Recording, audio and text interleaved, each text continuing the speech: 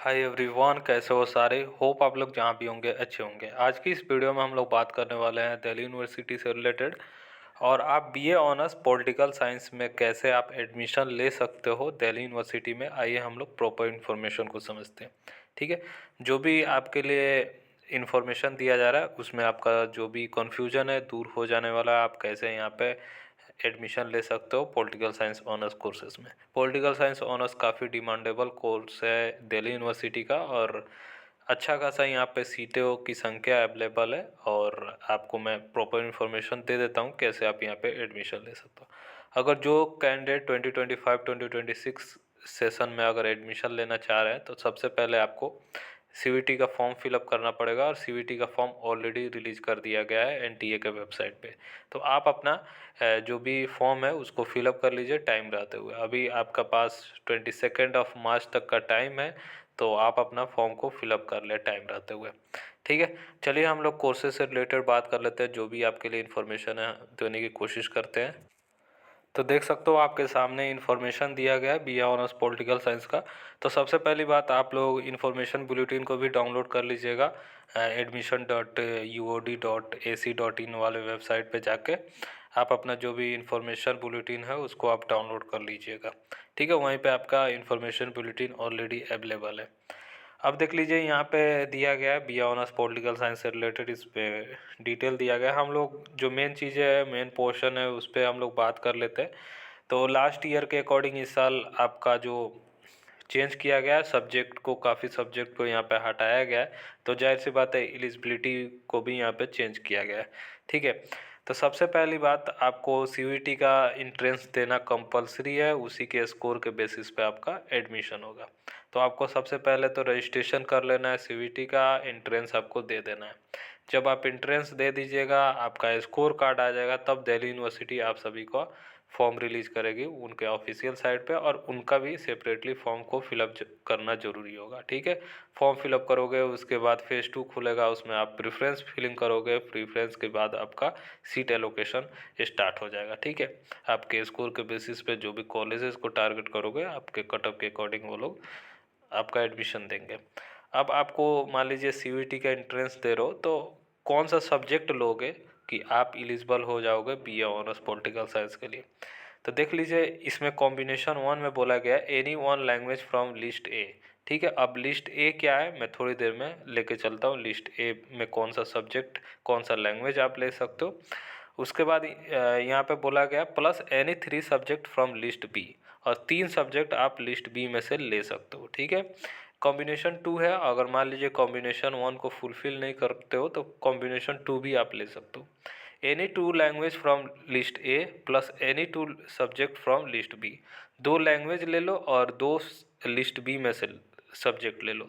Simple सा English Hindi भी ले लो और 2 सब्जेक्ट ले लो। अगर मान लीजिए आप कॉमर्स वाले स्टूडेंट हैं तो सिंपली आप अकाउंटेंसी बिजनेस स्टडीज़ ले लो, या अकाउंटेंसी नहीं लेना है तो सिंपली आप क्या करो, बिजनेस स्टडीज़ ले लो और इकोनॉमिक्स ले लो। वैसे ही आर्ट्स वाले स्टूडेंट है तो अपना जो भी सब्जेक्ट है वो ले लीजिएगा जो आपका आसान है। जो क्लास 12 में पढ़े हैं वही सब्जेक्ट आप लीजिएगा। ठीक है, ये ध्यान से ले लीजिएगा। अब आपको दिखा देते हैं कि लिस्ट ए में कौन सा सब्जेक्ट है और लिस्ट बी में कौन सा सब्जेक्ट है। फिर हम लोग सीटों की संख्या पे आएंगे, कॉलेजेस कौन कौन सा है और कैटेगरी वाइज सीटों की संख्या कितनी है वो भी हम लोग बात कर लेते हैं थोड़ी देर में। अब देख लीजिए, लिस्ट ए आपका बोला गया लैंग्वेज। तो लैंग्वेजेस में से इनमें से कोई एक सब्जेक्ट आप ले लो पहला कॉम्बिनेशन के लिए। ठीक है, अगर दूसरा कॉम्बिनेशन में आपको जाना है तो 2 लैंग्वेज यहाँ पे आप ले लो। तो जैसा आपको सही लगे वैसा आप कर लेना। ठीक है, इसमें से कोई एक लैंग्वेज लेना है तो ले लो, या 2 लैंग्वेज जो चूज करना है आप ले लेना। अब डोमेन स्पेसिफिक सब्जेक्ट्स में थे, इसमें से आप देख लीजिए कौन से सब्जेक्ट आप क्लास 12 में पढ़े हो। तो जो भी सब्जेक्ट आप पढ़े हो तो कोई भी सब्जेक्ट आप यहाँ पे सेलेक्ट कर लो। देख सकते हो यहाँ पे जो भी लगभग टोटल 23 यहाँ पे सब्जेक्ट दिया गया है डोमेन। तो इसमें से मान लीजिए कॉम्बिनेशन 1 अगर आपका लेना है तो इसमें से 3 सब्जेक्ट आपको लेना पड़ेगा। अगर आपको कॉम्बिनेशन 2 में जाना है तो इसमें से 2 सब्जेक्ट इसमें से लेना है, 2 सब्जेक्ट लैंग्वेज में से लेना है। ठीक है, यहाँ तक आपका क्लियरिटी हो चुका होगा। अब आइए हम लोग बात कर लेते हैं कि कौन कौन सा colleges BA honours political science offer करती है और सीटों की संख्या कितनी है। ठीक है, अब देख लीजिए यहाँ पे हर कैटेगरी वाइज सीटों की संख्या को बांटा गया। जैसे UR means unreserved, OBC, NCL, SC, ST, EWS, Sikh, Christian, PW, BD, CW, KM, Kashmiri migrant. तो ऐसे करके सीटों की संख्या को बांटा गया है। तो अगर आप किसी भी कैटेगरी से अगर आप बिलोंग करते हो तो आपके पास एक प्रॉपर सर्टिफिकेट रहना चाहिए, मतलब जो भी आपका सर्टिफिकेट जो भी कंपोनेंट अथॉरिटीज़ से रहना चाहिए और अपडेटेड रहना चाहिए। ठीक है, लेटेस्ट वाला दिल्ली यूनिवर्सिटी को देना पड़ेगा आपको जब CSAS पोर्टल ओपन होगा तो। ठीक है, तो देख लीजिए यहाँ पे कॉलेजेस जैसे आर्यभट्टा कॉलेज है, यहाँ पे the seat matrix shall be notified later. यहाँ पे अभी सीट मैट्रिक्स इन्होंने नोटिफाइड नहीं किया, इसलिए यहाँ पे नहीं दिया गया। अब ARSD कॉलेज है, आत्मा राम सनातन धर्म कॉलेज है, इनमें देख लीजिए अनरिजर्व में कितनी सीट है, अपना कैटेगरी वाइज सीटों की संख्या देख सकते हो। भागनी निवेदिता कॉलेज है, ये वुमेंस के लिए, जहाँ पे W लिखा गया है ये वुमेंस के लिए है, समझ लीजिए आप। ठीक है, भारती कॉलेज है, दौलत राम कॉलेज है वुमेंस के लिए, Delhi college of arts and commerce है, देशबंधु कॉलेज है, दयाल सिंह कॉलेज है, दयाल सिंह इवनिंग है, गार्गी कॉलेज है, हिंदू कॉलेज है, इंद्रप्रस्थ कॉलेज फॉर वुमेंस है, जानकी देवी मेमोरियल कॉलेज है, जीसस एंड मैरी कॉलेज ये वुमेंस के लिए है, कालिंदी कॉलेज है, कमला नेहरू कॉलेज है, ये मतलब कॉलेजेस है, किरोरी मल कॉलेज है। तो ऐसे करके आपको देख लेना, आपके सामने दिख रहा है। ठीक है, उसके बाद हम लोग नीचे आ जाते हैं। देख लीजिए यहाँ पे सत्यावती इवनिंग है, शहीद भगत सिंह कॉलेज मॉर्निंग है, इवनिंग है, दोनों अवेलेबल है इसमें। वैंकी भी है और जाकिर हुसैन कॉलेज भी है। तो मतलब टोटल 46 कॉलेजेस हैं जो BA honours political science offer करती है। ठीक है, तो ये आपका सीट है, आपका कॉलेजेस है, कौन कौन कॉलेजेस यहाँ पे ऑफर करती है। एक चीज़ यहाँ पे दिया गया, मैं सोचा बता देता हूँ।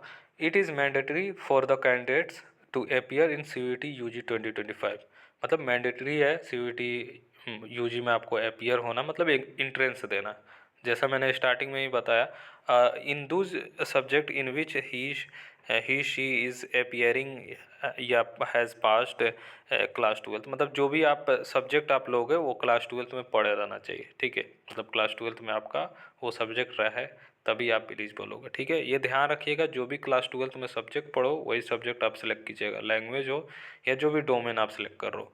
ठीक है, ये ना कि दूसरे स्ट्रीम का आप ले लो और वो पढ़े ही नहीं हो तो आप एलिजिबल नहीं हो पाएगा। ये ध्यान से आप जो भी फॉर्म भरिएगा ना CUET UG का, तो ध्यानपूर्वक भरिएगा।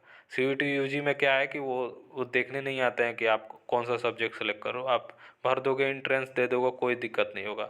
जब आप CSAS पोर्टल जब ओपन होता है, जब फॉर्म ओपन होता है दिल्ली यूनिवर्सिटी का, तो वहाँ पे आप जैसे ही अपना ये सब्जेक्ट मैपिंग करोगे तो वहाँ पे आपका ये हो जाएगा, दिक्कत हो जाएगा, इसीलिए आपको ध्यानपूर्वक कर लेना। ठीक है, तो यही था इन्फॉर्मेशन, आप सभी से शेयर करना था। फिर भी कहीं पे भी कन्फ्यूजन हो आप हमसे ज़रूर पूछ सकते हो, डेफिनेटली आपको रिप्लाई किया जाएगा। चलिए फिर मिलता है अलग वीडियो के साथ। अगर नेक्स्ट वीडियो आपको किसी कोर्स से रिलेटेड चाहिए जानकारी, ज़रूर आप हमसे कमेंट सेक्शन में पूछ सकते हो, डेफिनेटली रिप्लाई किया जाएगा। चलिए बाय ऑल ऑफ यू।